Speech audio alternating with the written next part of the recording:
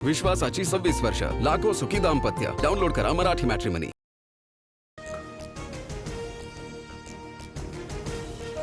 शरद पवारांची राष्ट्रवादी सत्तेत जाण्याच्या जोरदार चर्चा. एनडीए सोबत जायचं की नाही यावर पवारांच्या राष्ट्रवादीमध्ये हालचाली. राष्ट्रवादीमधील एका ज्येष्ठ नेत्यावर याची जबाबदारी अशी सूत्रांची माहिती. पवारांची राष्ट्रवादी सत्तेत जाण्याच्या चर्चा सुरू. हे नक्की विजय वडेट्टीवारांचं विधान. तर एनडीए सोबत जाण्याच्या चर्चांमध्ये तथ्य नाही. रोहित पवार यांची प्रतिक्रिया. मुख्यमंत्री फडणवीस आज दिल्ली दौऱ्यावर. नर्मदा प्रकल्पासंदर्भात संध्याकाळी महत्त्वाची बैठक. दिल्लीमध्ये इतर राजकीय गाठीभेटी होण्याची देखील दाट शक्यता. देशात मोदी आणि फडणवीसांचं भिंग फुटले. फडणवीसांनी आम्हाला विकास कामं शिकवू नये. त्यांनी केलेली कामं महिनाभरात कोसळतात. संजय राऊतांची टीका. तर विकास झाल्यास विरोधकांना पोटछिळ उठतो. आत्मपरीक्षणाची गरज. नवनाथ बन यांचा पलटवार.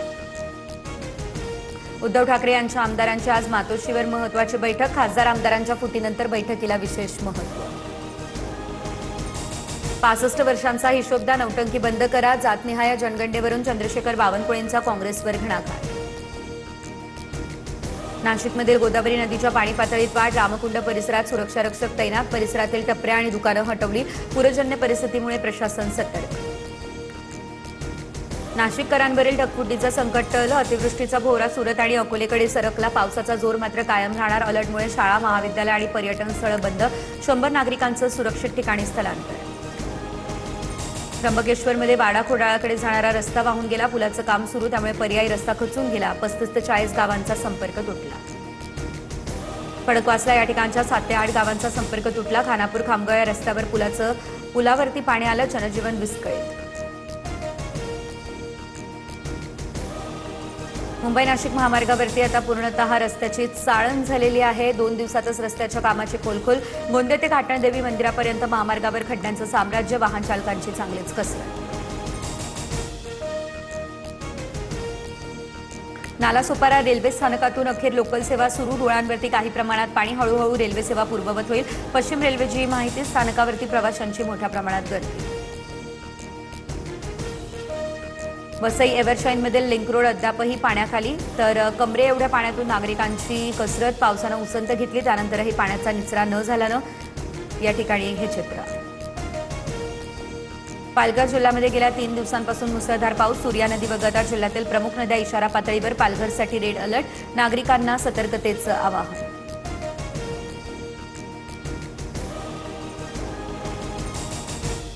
इंद्रायणी नदीला महापूर. आळंदीला जोडणारे 4ही पूल आता पाण्याखाली गेले. आळंदीला जोडणारे 4ही पूल पाण्याखाली गेल्यानं वाहतूक पूर्णतः बंद.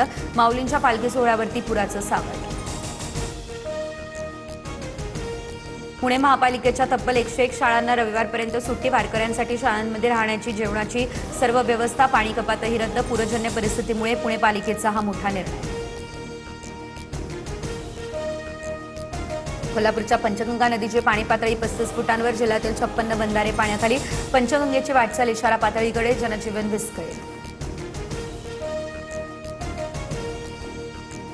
पुण्याच्या मुळशीमधील वरदायिनी मंदिर पाण्याखाली गेलं. 2 दिवस झालेल्या जोरदार पावसामुळे मोठं नुकसान. मंदिरातून पाण्याचा धडकी भरवणारा प्रवाह समोर आला. मुंबईमध्ये पावसाचा थैमान. अवघ्या 6 दिवसांमध्ये 1100 झाडं कोसळली आहे. गेल्या 3 वर्षांचे रेकॉर्ड मोडले गेले. गेल्या 24 तासात 523 झाडांची पडझड. जुलैच्या पहिल्याच आठवड्यामध्ये मुंबईमध्ये रेकॉर्ड ब्रेक पाऊस. अवघ्या 5 दिवसांमध्ये जुलै महिन्याची सरासरी झाली पार. सांताक्रूजमध्ये सरासरीपेक्षा 5%. कुलाब्यामध्ये 12% अधिक पावसाची नोंद. मुंबईमधील 7 धरणांमध्ये 28.92% पाणीसाठा. गेल्या 24 तासांमध्ये पाणीसाठ्यात 12% वाढ. ठाण्यातील बारवी धरण 30% भरलं. नागरिकांना दिलासा. कल्याणमध्ये केबलसाठी खोदलेला खड्डा ठरतोय जीवघेणा. दुचाकीस्वार खड्ड्यामध्ये पडतानाची घटना. सीसीटीव्ही कॅमेऱ्यामध्ये कैद. वारंवार तक्रार करूनही दुर्लक्ष. खड्डा बुजवण्याची नागरिकांची मागणी. मुंबईच्या गोरेगाव पुलावरती अंड्यांनी भरलेल्या ट्रकचा अपघात झाला. चालकाचं नियंत्रण सुटलं. रस्त्याच्या मधोमध ट्रक पलटी झाला. गोरेगाव फ्लायओव्हरवरती वाहतूक कोंडी. मुंबई लोकभवनात खळबळ. ड्युटीवर असताना एसआरपीएफ जवानानं स्वतःवर गोळी झाडून जीवन संपवलं. कारण स्पष्ट. मलबार हिल पोलिसांकडून अधिकचा तपास सध्या सुरू. विश्वासाची 26 वर्ष, लाखो सुखी दाम्पत्य. डाउनलोड करा मराठी मॅट्रिमनी.